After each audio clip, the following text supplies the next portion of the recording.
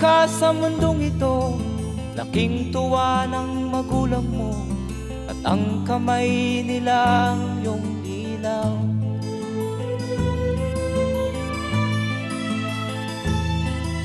At ang nanay at tatay mo'y di malaman ang gagawin, minamasdan pati pagtulog mo.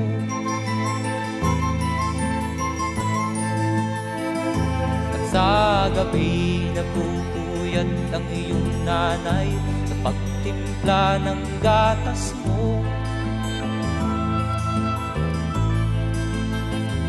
At sa umaga na may kalong ka ng iyong amang tuwang-tuwa sa'yo.